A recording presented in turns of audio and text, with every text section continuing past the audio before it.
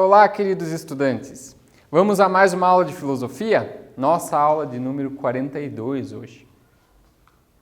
Nesta aula vamos fazer a retomada de conteúdos do segundo trimestre. Na verdade, é a continuação desse estudo que nós estamos fazendo.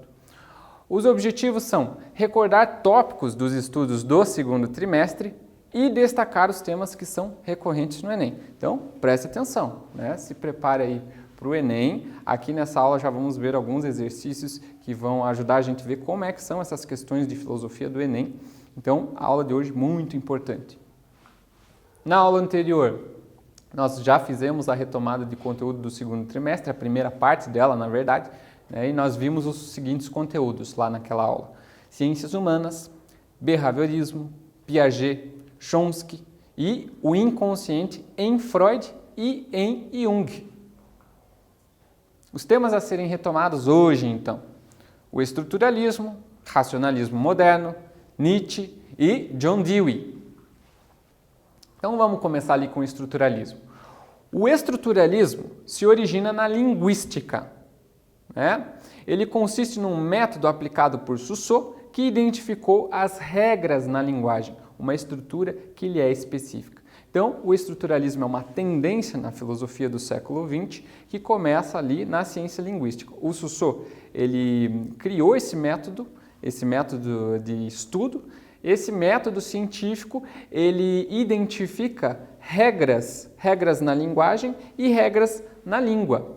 Então, esse método que identificou essas regras, que foi adaptado depois para outras ciências e para a filosofia, ele ficou conhecido como estruturalismo. De acordo lá então com a linguística de Rousseau, as línguas possuem uma estrutura comum. Todas elas apresentam signos. O que são os signos? Os signos são formados por dois componentes básicos: os significantes, que são sinais visuais ou sinais sonoros, e os significados, que é aquela imagem que aparece quando surge um sinal. Então, aquela imagem mental, né? Todas as línguas possuem signos. Todas as línguas, de acordo com Rousseau, são sistemas de signos. O estruturalismo é uma corrente de pensamento que coloca em questão as noções de subjetividade e liberdade. Então, a individualidade, as diferenças entre as várias línguas, elas acabam se tornando mais tênues, menos importantes com esse conceito de estrutura, porque existe uma regra pelas quais todas as línguas se orientam. Então, essa regra geral, ela é privilegiada no estruturalismo, né? E todos os indivíduos que se apresentam nessas estruturas, eles são considerados como partes dessa estrutura. A ideia de um eu racional, livre, é repensada no estruturalismo. Então, essa ideia que surge ali com René Descartes na modernidade, a ideia de que o indivíduo é um sujeito racional e livre, essa ideia ela é colocada em questão, ela é repensada pelos estruturalistas. O que é o mais importante no estruturalismo são as estruturas nas quais os indivíduos se inserem. Olha que importante isso. Os principais estruturalistas são Rousseau, Lévi-Strauss, Althusser, Foucault, Lacan, dentre outros. As estruturas são as relações que interligam os indivíduos em um sistema. Então, o mais importante no estruturalismo, na visão estruturalista, são essas relações nas quais os indivíduos se inserem, nas quais os indivíduos se apoiam. Os indivíduos são resultantes dessas relações. A estrutura, ela condiciona o sujeito, seu modo de ser, seu modo de pensar. Os indivíduos são construídos por elementos que os antecedem, portanto, né? Então, todos os indivíduos, na verdade, eles são reflexos, eles são reproduções de uma estrutura, colocado de um modo bem geral. Agora, o estruturalismo em Lévi-Strauss. O Lévi-Strauss foi um antropólogo, né? E ele escreveu uma obra chamada Estruturas Elementares do Parentesco. Nessa obra, ele identificou padrões nas relações de parentesco das diversas sociedades. Então, ele vai dizer que todas as sociedades elas apresentam elementos comuns lá no que diz respeito ao parentesco, às relações de parentesco. O Lévi-Strauss identificou a proibição do incesto, né, como aquilo que gera todas essas relações de parentesco. O que é incesto? O incesto é uma relação sexual entre pais e filhos ou entre irmãos, né? E o Lévi-Strauss ele diz que o incesto ele é proibido em todas as sociedades humanas, né? E a partir dessa proibição do incesto é que se geram as relações de parentesco. E este fator da proibição do incesto, ele vai gerar a exogamia. O que é a exogamia? É o casamento entre indivíduos de grupos distintos, né? Então, olha essa relação entre a proibição do incesto e a exogamia. Não é possível uma união sexual entre indivíduos de uma mesma família. Então, esse indivíduo precisa procurar um parceiro sexual em outra família, em outro grupo. E isso vai ser muito importante, porque é um princípio formador de sociedades complexas e de cultura, portanto, a exogamia. A cultura ela só vai sendo formada, ela só vai sendo aumentada, criada. As sociedades só vão se tornando cada vez mais complexas e diversificadas com base nesses casamentos exogâmicos, casamentos de indivíduos de grupos distintos. Agora, o estruturalismo, ali ainda no Lévi-Strauss, a história não apresenta progresso ou finalidade no pensamento dele. A história não tende a um fim último, ela não caminha para um final. Não existe uma cultura melhor ou pior que outra nessa visão do Lévi-Strauss. O jogo sempre obedece às mesmas regras, apesar dos resultados variarem. O que significa tudo isso? O estruturalismo ali do Lévi-Strauss, ele vai insistir nessa questão de que todas as culturas apresentam uma mesma estrutura, seguem as mesmas regras, seguem os mesmos princípios. E a história, como não é algo pensado como que tende a uma finalidade, nós então não vamos fazer essa diferenciação valorativa entre uma sociedade dita primitiva e uma sociedade dita civilizada. Todas as sociedades têm o mesmo valor, né? Elas são diferentes variantes de uma mesma estrutura. Agora o estruturalismo em Michel Foucault. Os epistemas, né, um conceito ali fundamental do Michel Foucault, e esse conceito ele vai utilizar para se referir às estruturas de pensamento que são próprias de cada época. Então, cada época tem uma estrutura específica de pensamento e a nossa forma de ser, de pensar o mundo, de agir o mundo, de julgar o mundo, ela varia conforme essas estruturas de pensamento. Agora, tem aqui um exercício do Enem 2019, do ano passado, para você fazer. Tente resolver e nós voltamos já.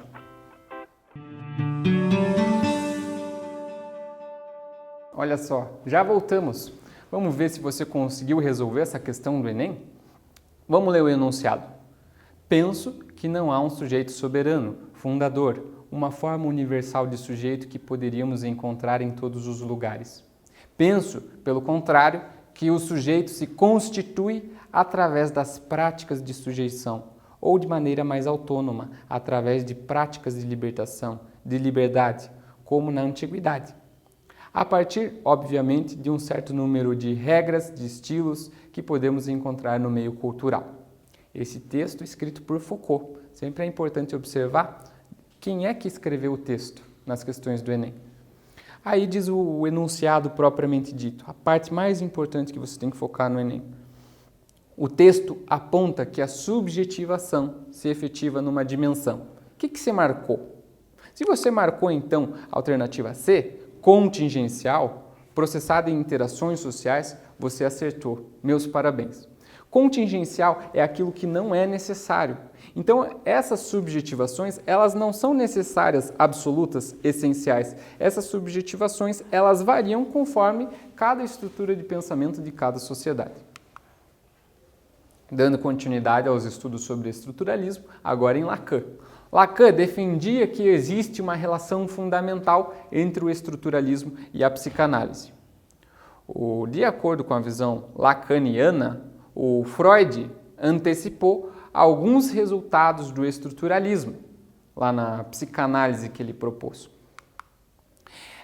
Aí o Lacan ele vai contrariar uma tendência da interpretação do pensamento de Freud, uma tendência da psicanálise da época, que era a seguinte: muitos psicanalistas acreditavam que a psicanálise ela estava voltada para tentar normalizar o indivíduo, para tentar reinserir os indivíduos nos padrões da sociedade. O Lacan vai dizer, não, o objetivo da psicanálise não é esse. O objetivo da psicanálise é fazer com que o indivíduo estabeleça uma melhor relação consigo mesmo. É fazer com que o indivíduo conheça a si mesmo. Né? Se lembra do conhece-te a ti mesmo socrático?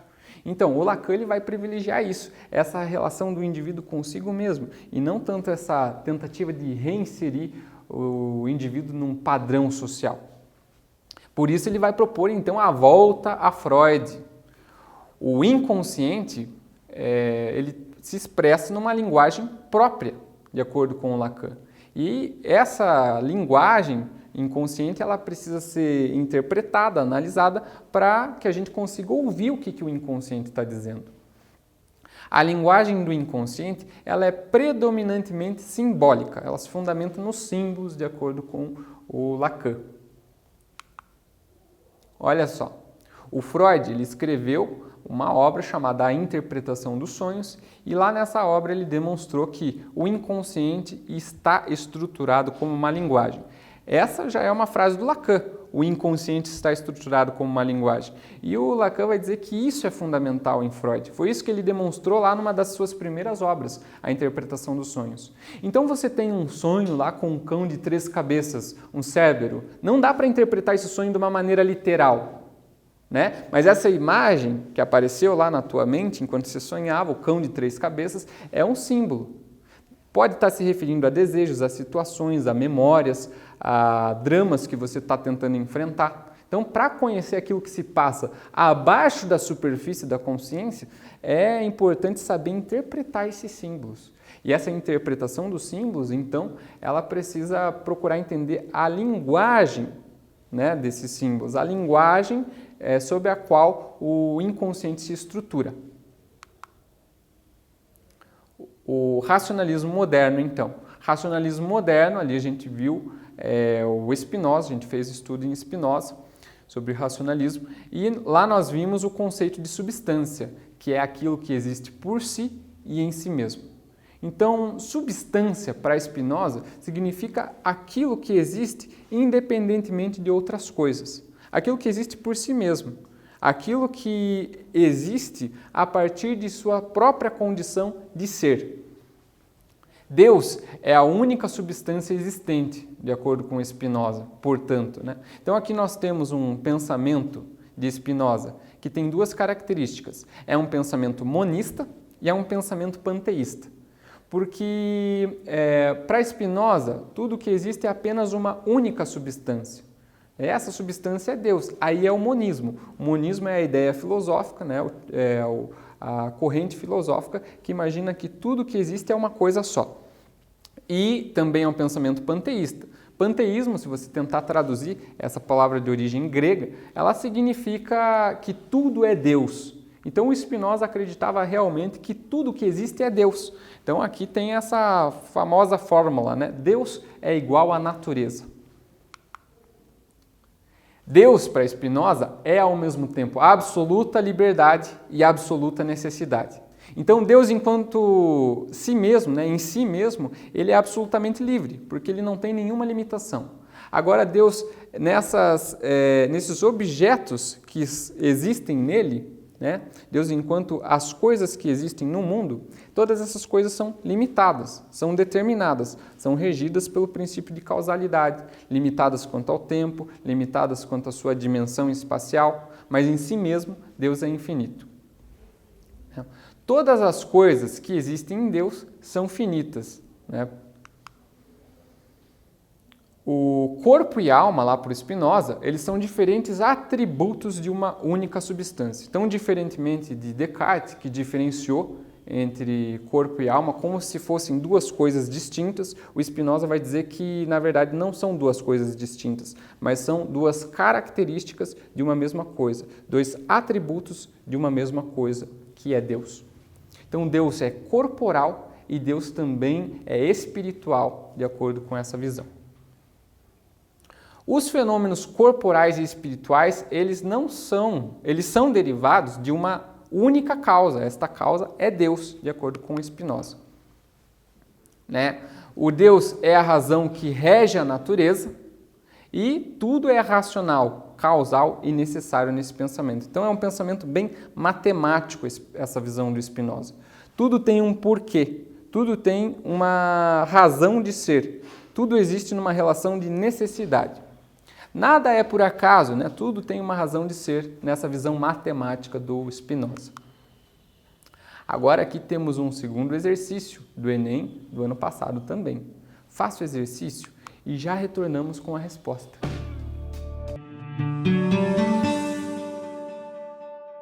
Já estamos de volta. Vamos ver se você conseguiu resolver esse exercício? Olha lá então, gente. Vamos ler o enunciado. Sempre é importante ler muito bem, né? Tentar interpretar muito bem o texto. Texto 1. Considero apropriado deter-me algum tempo na contemplação deste Deus, todo perfeito, ponderar totalmente à vontade seus maravilhosos atributos, considerar, admirar e adorar a incomparável beleza dessa imensa luz. Texto escrito por Descartes. Texto 2. Qual será a forma mais razoável de entender como é o mundo? Existirá alguma boa razão para acreditar que o mundo foi criado por uma divindade toda-poderosa? Não podemos dizer que a crença em Deus é apenas uma questão de fé. Texto escrito por Rachels. Olha lá então, o enunciado. Os textos abordam um questionamento da construção da modernidade, que defende um modelo. O que você marcou? Se você marcou a alternativa A, um modelo centrado na razão humana, você conseguiu acertar. Meus parabéns.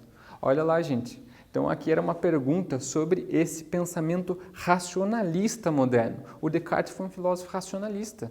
Isso é importante lembrar na hora que você for fazer o Enem.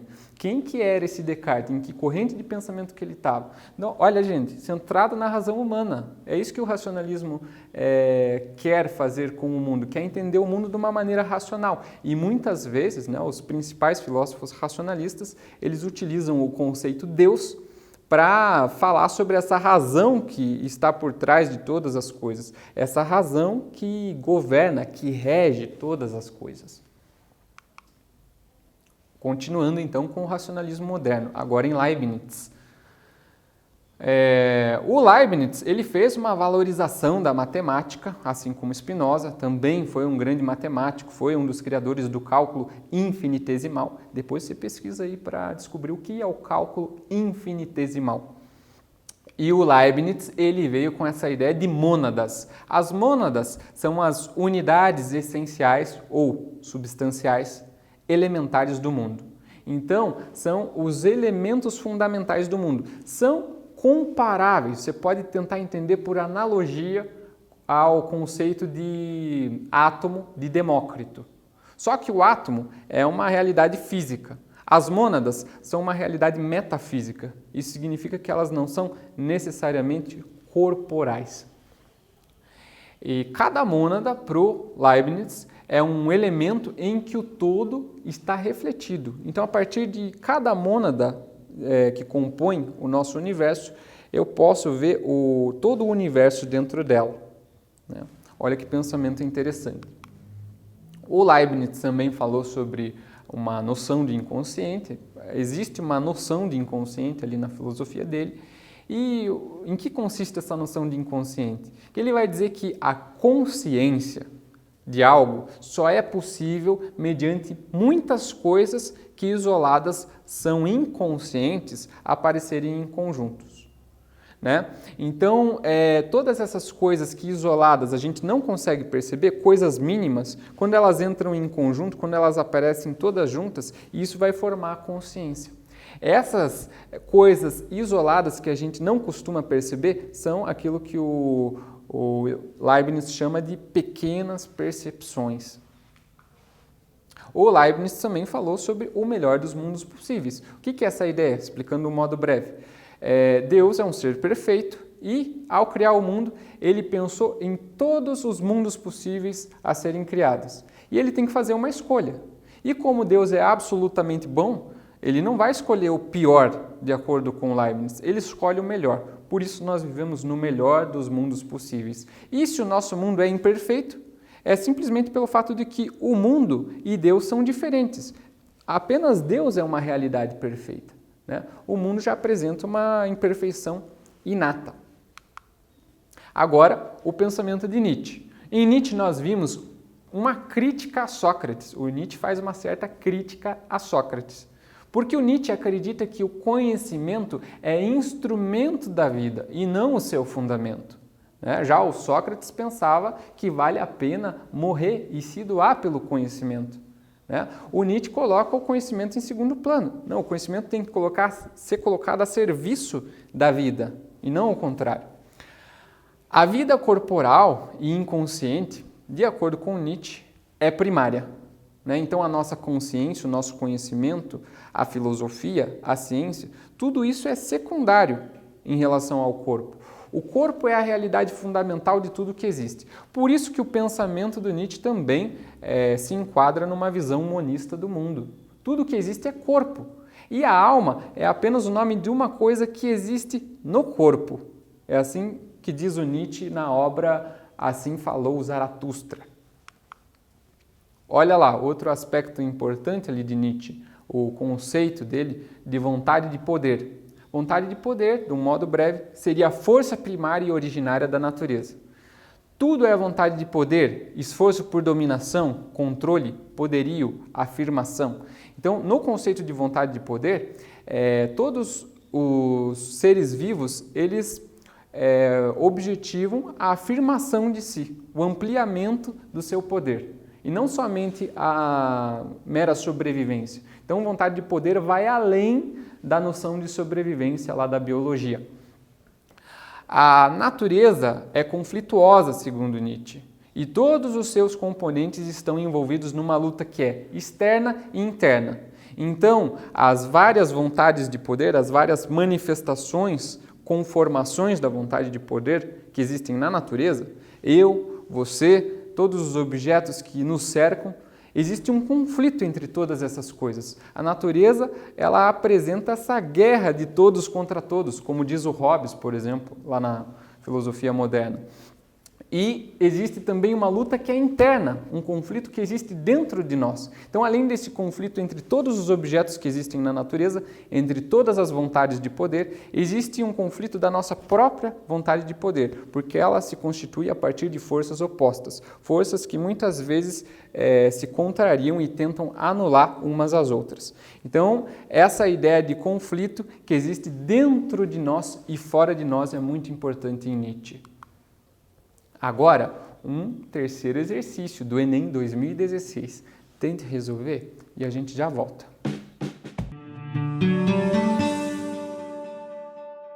Já voltamos. Vamos ver se você conseguiu dar conta aí dessa questão? Eu tenho certeza que sim. Olha lá, vamos ler o enunciado. Vi os homens sumirem-se numa grande tristeza. Os melhores cansaram-se das suas obras. Proclamou-se uma doutrina e com ela circulou uma crença.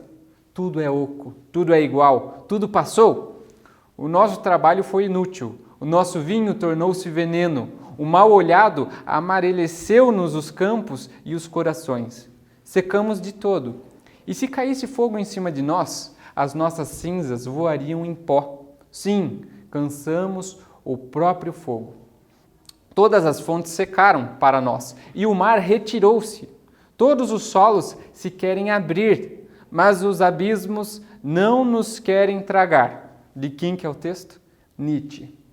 Você já sabe mais ou menos assim qual que é o centro da filosofia de Nietzsche. A ideia de vida, a afirmação da vida, a vida como critério, como princípio, e o conceito de vontade de potência. Vamos ver aqui agora. O texto exprime uma construção alegórica que traduz um entendimento da doutrina nihilista, uma vez que... O que você colocou? Se você colocou a alternativa D, destaca a decadência da cultura, você acertou. O Nietzsche foi um ferrenho crítico dessa decadência da cultura. O homem que perde, né, o sentido da vida e que começa a olhar para a existência como se ela não valesse a pena. O Nietzsche vai dizer que não, a existência tem que ser encarada. A gente tem que afirmar a vida, tem que levar a vida adiante, tem que criar novos valores. Por isso é importante a gente estudar um pouquinho lá sobre o que é o niilismo em Nietzsche, saber desses conceitos, né, porque o Enem vai exigir tudo isso da gente. Agora, finalizando lá com Dewey e o pragmatismo. O pragmatismo é uma teoria que confirma a validade das ideias pelos resultados. Então, qual que é o valor que uma ideia, um pensamento, uma filosofia, uma ciência tem? Bom, depende do que ela produz de resultado, né? Ideias precisam ser úteis e práticas. A utilidade de valoração das coisas, né, ela depende, a utilidade ela é o critério de valoração das coisas. As coisas têm valor ou não na medida em que elas são úteis. Quais são os desdobramentos sociais de um pensamento? É isso que o pragmatismo nos leva a pensar. Então, o Dewey também falou sobre uma educação para o agir social. Uma educação, uma escola que se volta para resultados práticos. O que o conhecimento que a gente pratica na escola produz na sociedade? O conhecimento que a gente pratica na academia produz algo na sociedade? É só assim que ele vai ter valor. Esta foi a nossa aula de hoje. Vejo vocês na próxima.